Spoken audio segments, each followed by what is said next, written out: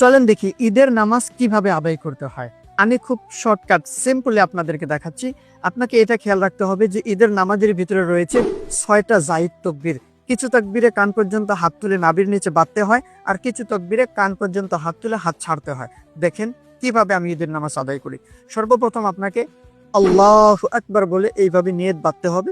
তারপর পাঠ করতে হবে সানা, সুবহানাকাল্লাহুম্মা ওয়া বিহামদিকা ওয়া তাবারাকা ইসমুকা ওয়া তাআলা জাদ্দুকা ওয়া লা ইলাহা গায়রুক।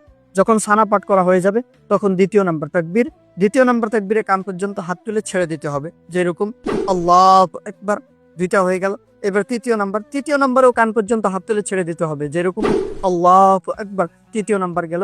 এবার চতুর্থ নাম্বারে কান পর্যন্ত হাত বাঁধতে হবে, এরকম আল্লাহু আকবার। এবার ইমাম সাহেব সূরাতুল ফাতিহার সাথে অন্য একটা সূরা তিলাওয়াত করবে।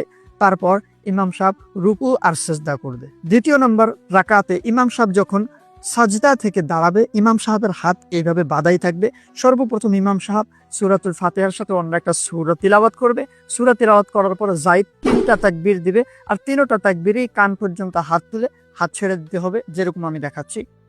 আল্লাহু আকবার 1, আল্লাহু আকবার 2, আল্লাহু আকবার 3। এই 3টা তাকবীর হয়ে গেল।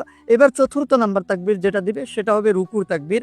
সেই তাকবীরটা দিয়ে রুকু করতে হবে, যেরকম আল্লাহু আকবার বলে রুকু করবে। রুকু আর সিজদা কিভাবে করতে হয় আপনি দেখতেই পাচ্ছেন। এটা হলো ঈদের নামাজের সহজ তরিকা ও সুন্নাত পদ্ধতি। ভালো লাগলে অবশ্যই শেয়ার করে আপনার আরো বন্ধুদেরকে দেখার সুযোগ করে দিবেন।